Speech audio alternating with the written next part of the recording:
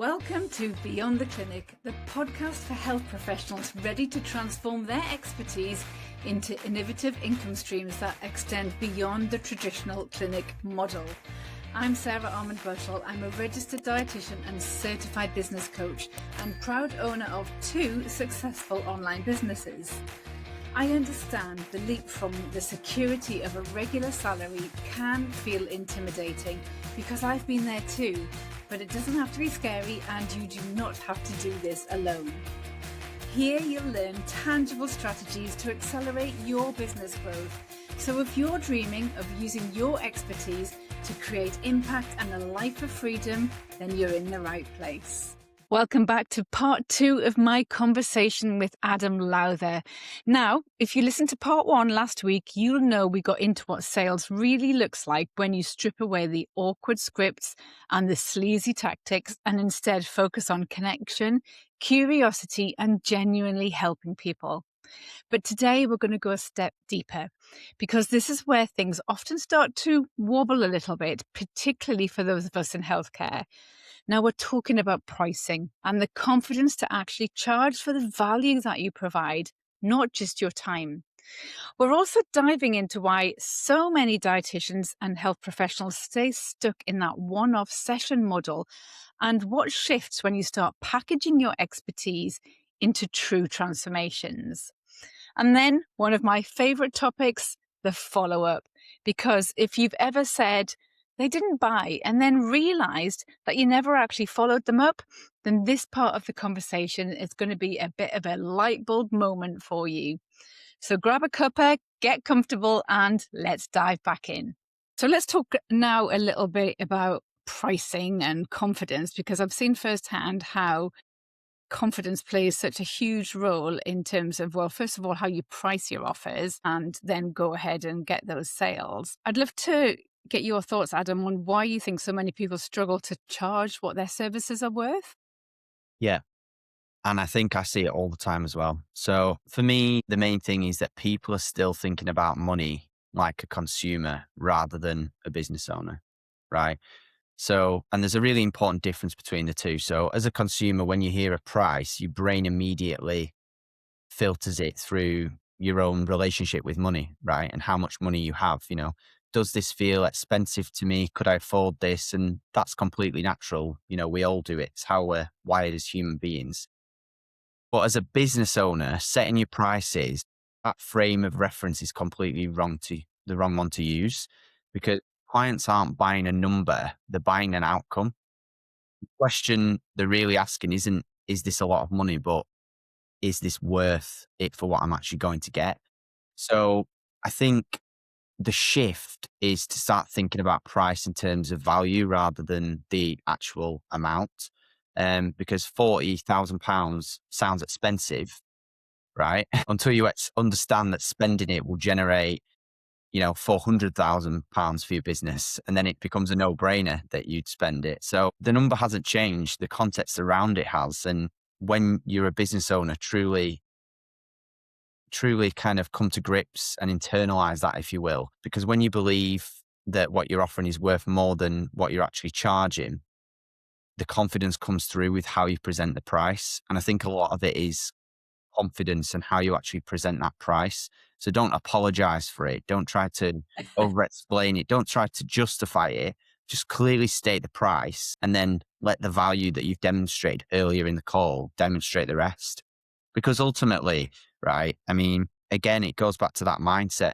I could say it's 100 grand to work with me, but if all of my clients that have worked with me and have invested 100 grand have made $1 million within a year, it's a 10 times on investment and it's a no-brainer. Yeah. Also, what you can think about is if you charge more money, you can work with less people. And if you work with less people, you can probably deliver more like one-to-one meaningful relationships and value, right? Mm-hmm. So I would personally rather have 10 customers that I charge 10 grand for 100 grand a year, for example, if that was your income goal, rather than charging £1,000 to 100 customers, right? Because I can give more attention to those 10 customers, and that actually helps deliver more value to them as well. So I think the shift that needs to happen is moving away from thinking about the number and actually thinking about the transformation that you're delivering, you know, rather than just thinking about the monetary amount. So yeah, that's what I would say regarding that. Yeah.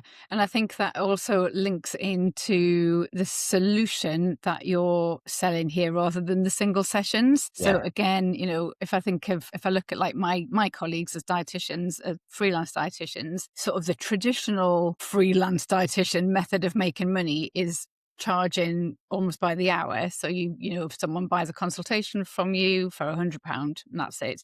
And then if they've got insurance, they might get 3 consultations and then that's it. And then after that, there would be self-funding. But actually, that's just an hour of time. That's not a solution. You're not selling anything there other than they're buying your time to pick your brain. Yes, you're going to do your assessment and you're going to formulate what the plan is and give them some advice. But actually, is that enough to actually implement? No, no, it definitely isn't. And so one of the very early things that I did in my business was packaged up what I would have given to somebody one-to-one into a program and then charged what I wanted to charge for it. Essentially, I was charging at one point £1,250 for a client, whereas the next dietitian who was offering the same service was charging 120 quid. So it was like massively different. And that business hit 6 figures very, very quickly because I was charging more, I was serving less.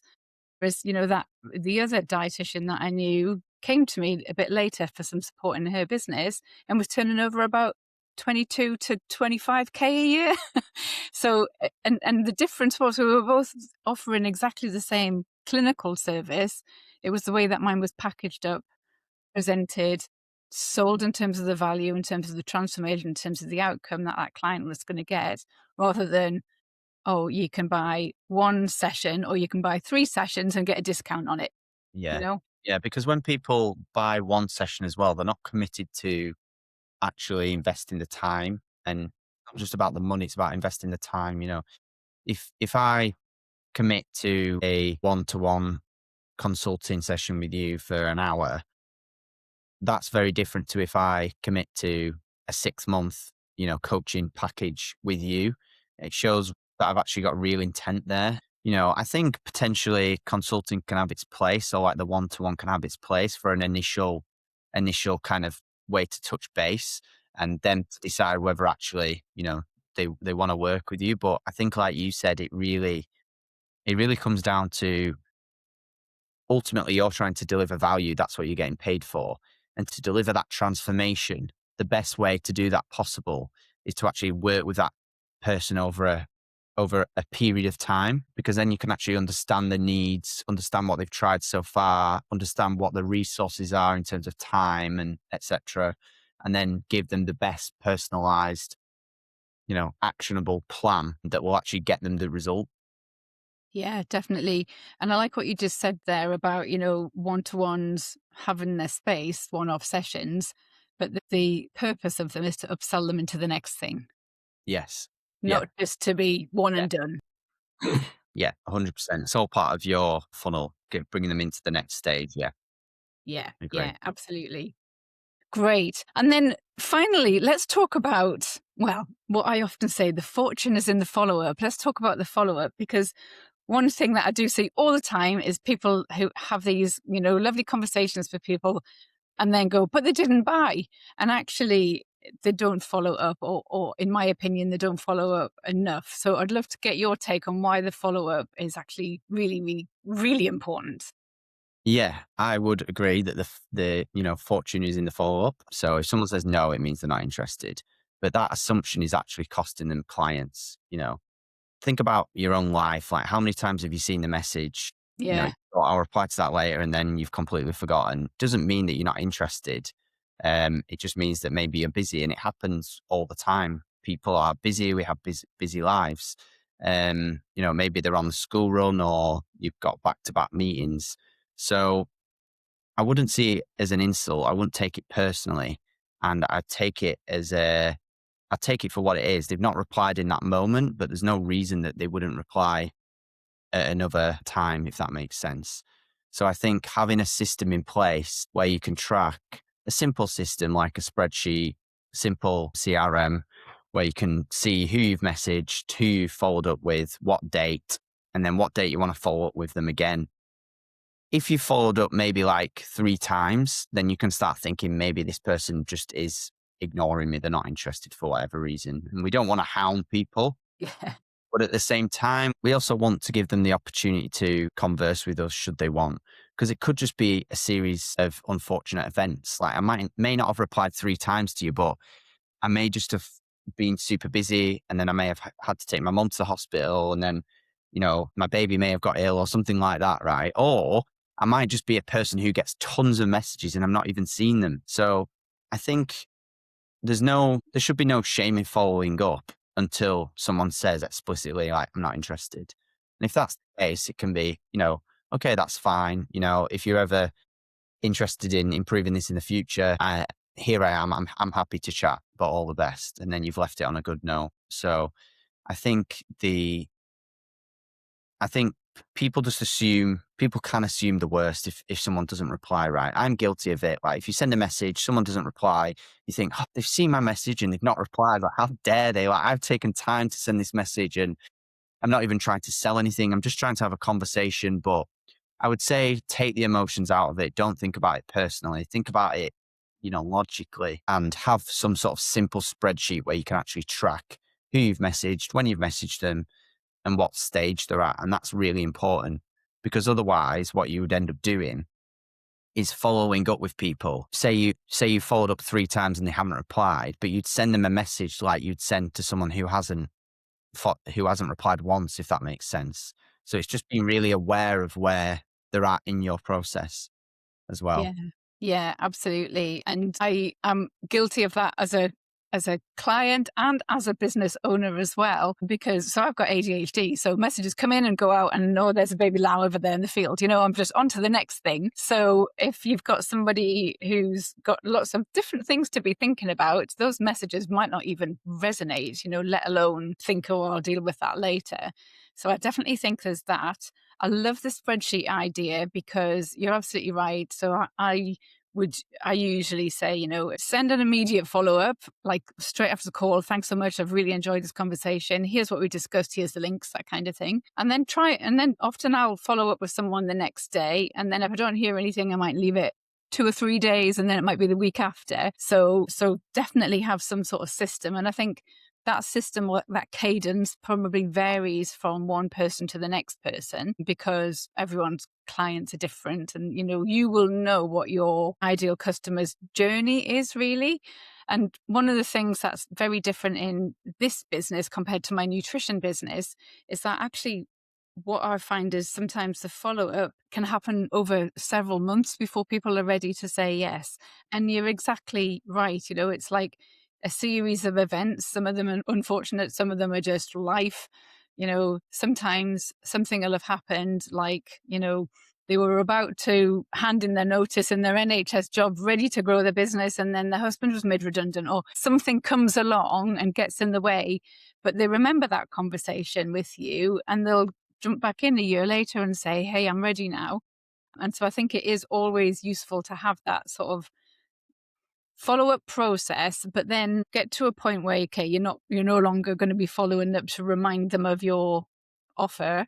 Maybe it's nurture emails. So maybe they drop into your regular sort of once a week nurture emails, or once a week, oh, here's the new podcast emails, that kind of thing. So that there's some nurture, you stay on top of mind, you're reminding them that you're around for when the time is right for them. Yeah. Mm. Do you agree with that sort of nurture follow-up as well? Yeah. And I'd completely agree with that. And I'd say you've reminded me, in terms of the actual follow up, it's super important, like you said, about if they're not going to buy on that call, or you're not going to try and sell on that call, they're not a good fit or whatever, send them the links to your resources, send them a summary of your conversation, the most important parts, as soon as possible after you've had that conversation, because you want to, well, it's still fresh in their mind. If you send it like a week later, they might have forgotten that they even had the conversation, and then they'll just put it aside. You want to act when basically the emotional peak is. And what I mean by that is the point in which they're most emotionally bought into what you're trying to do with them. If you've just been on a discovery call and you've identified the pain, and with the example we used about the crying daughter, that's still fresh in the mind. So then when you send things after a follow-up, it's more likely to take action. Whereas if it's a week later, they've kind of forgotten about it, or, oh yeah, I remember that, but nah, it's not urgent. So yeah, I would say always send a follow-up as soon as possible. And also about like the language of your follow-up, like try to be natural. Again, use the language that you're comfortable using, that you'd use. I'm not a massive fan of just checking in or just circling back. It's kind of quite like corporate, or quite, it feels like scripted, doesn't Yeah. it? And it kind of feels like it's a generic thing that you would send to everyone, and it's not personalized. That's how I would perceive it. But maybe if you're in a corporate world on some sort of other offer, that will make sense. But for me, maybe for yourself and your audience, it wouldn't really for me work. And I think with that, the moment someone reads that they know they're being chased and the guard goes up, and going back to what I was saying before, that makes them feel like they're not open to hearing what you've got to say. So it makes it very hard to try and bring them on as a client. Um, One thing I like to think about as well is adding value to every follow up. So you don't want a follow up to just be that you're nagging that person to reply, because it can get very, very annoying. It's kind of like, if I've seen your message, I want to have my own autonomy and my own judgment whether I reply or not. So I think a way you can do that is by adding value to every follow up you do. Something like, hey Sarah, I've been thinking about what you said on Friday, struggling to convert your discovery calls. What you said about XYZ really stuck with me. And I think because of this, it shows that you're thinking about the conversation you had with that person. And what it also does is it brings that person back to the conversation you had with them, puts them back in a frame of mind of this is what we're doing. And I think that's important if you want them to move through your funnel. Yeah, absolutely. It's the personalization part of it, isn't it? So that they are getting that Yeah. very personalized response in the follow up to remind them of the conversation that you had. Yeah. And I think that's what it is. It's just about being human. There's no smoke and mirrors. Like, they know that you're selling a service. They know that you're a business. They know they're going to have to spend money if they want to work with you. So it's just about being genuine, being a good human being. And actually, let's go for the scenario that you've been on this call, you've really understood that person and what the pains are, and you really think that what you offer can help them so much. So in that scenario, you're following up, and you kind of just, saying it was a great call, you really enjoyed it, and these are the main points, and when you're ready to go ahead, this is what we should do. But I also think booking in a time for another call is really powerful, rather than just leaving it in open air, because people forget. People need guiding. It's kind of like you can guide a horse to water, but you can't make it drink the water, right? It's the same with, clients. And I don't mean that in a horrible way. I just mean that in terms of like, everyone's so busy in their lives. Everyone's got things pulling on them from all different directions. So to you, with your business, what you're offering is the highest priority, and it should be their top of mind, because you've sent them this message now. So that means that when they see it, they're going to be thinking about that. But actually, they might just see it and then disregard it. So you've got to really hold the hand and guide them through that early process, Hmm. and say, let's book in a call and we can talk about this. Like, maybe it's like a week later. So they've had chance to reflect, think about it. Maybe they have some questions they want to come back with, and then you can address that on a call. And it's always better to book in a call rather than DM people, because I don't know about you, but I really don't like DMing too much. It just comes to, face glued to the phone, and we're always on screens. I'm trying to get off them as much as possible. And I feel like you can just achieve so much more in either in person, or obviously it's not always possible, a Zoom or a Google Meet chat. Yeah, yeah. And I think that's a really important point, actually, that it's totally okay to do more than one discovery call. Oh yeah, 100%. Yeah, I mean, it's not even sometimes, like, for a discovery call, it might not even be that you're gonna, in your mind, that you're gonna sell them anything in that call. It might just be purely to get to know them and have that discovery. And it might take 2 or 3 or even 4 or 5 interactions with them before they're actually in a position where they're ready or they want to buy, you know? Yeah, yeah. But don't do it if you're only selling 90 quid consultations as a one-off. Yeah, definitely not. I think what you need to be careful as well, which I didn't mention in your discovery calls, is not doing free consulting. Yeah, yeah. And I think a lot of healthcare professionals do that because they just want to help. Exactly. And it's natural. And I see it all the time as well. You know, you're a nice person, you want to help and you think you can help this person. So you give away bits for free. But in a way, you're kind of like doing like paid work for free. And you should think of the discovery call in terms of you can identify the problems and you can tell them how we're going to fix it when you're pitching your offer. But if they want help actually implementing those things and actually guided through the process, then that's where you are. And you've also got to think that, you know, what we were saying before about the 1 hour call, where it kind of just doesn't work very well unless they're moving further through your funnel, you know, because you're offering, you know, just bits of information here and there that they might not be able to get anything from. It's the same if you do free consulting on the call. You know, you're giving them bits of information. You're giving them, it's not bad information, it's valuable, but it's all in the context, right? Like if they're at stage 1 and you're giving them advice that could be linked to like stage 5, whatever that is, that might confuse them and that might actually have a detrimental effect on them. So actually, ironically, it might have the opposite effect that you want it to have, you know, because if it's not in the right context, then that information could be misconstrued and not used in a way that it's actually meant to be used. Yeah, yeah, absolutely. So you need to meet them where they're at Yeah. rather than try and bamboozle them with something that they need 5 steps down the line.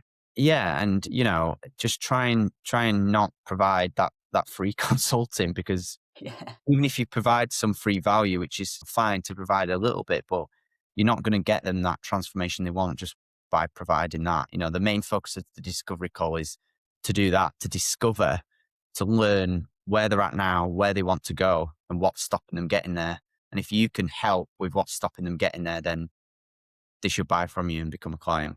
Yeah, yeah, absolutely. Brilliant. Adam, this has been fantastic. We've been talking for absolutely ages. Yeah. Final question for you. Do you think anyone can learn sales? Yes, 100%. I think sales is just a skill. I think it's like going to the gym. Sales, it's like, think about it. I think about it like your sales muscle, right? If you want to, you know, maybe get like a 6 pack or something, you just put in those reps of doing the sit-ups, doing the exercises, and that's building the muscle.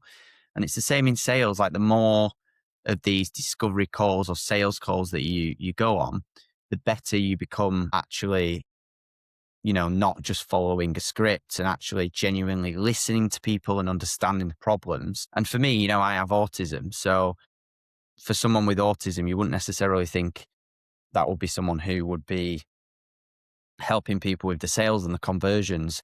But that's just goes to show that actually sales is just a skill. And a lot of it is confidence as well, you know, which comes with time and it comes with confidence in your offer. You know, because if you're not confident in what you're doing and what you're offering, it's very hard for someone else to be confident in it.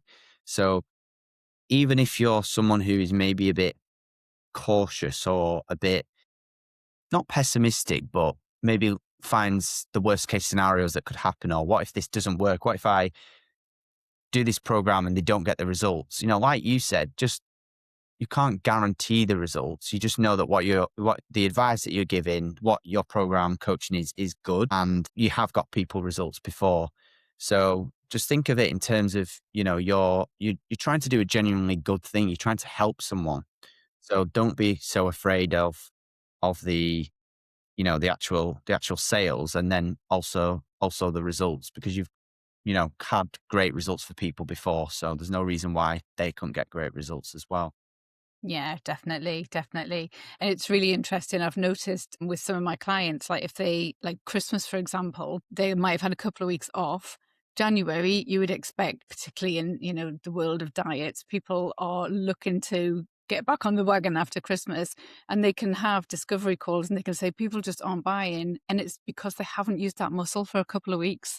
They Yeah. haven't practiced their sales conversations for a few weeks, or actually even longer, because obviously nobody wants to think about dieting in December or, from about middle of November anyway. It's all can be quite a long time. But once you get back into the swing of things and get practicing, it does build. So yeah, I Yeah, and like that analogy of the gym. I think if you go in there with maybe there's a little bit of a mindset piece there as well. If you go into these sales calls with like, oh, people should be buying now, they're going to be ready to buy because it's January, then you go into the sales call and you act differently, which in some ways may benefit you because it may make you more confident, but in some ways it may be detrimental because it may make you rush through a bit more because you feel like you're gonna get the sale kind of thing. Yeah. And it might make it hires your expectations, and you should never have expectations. You should go in there neutral.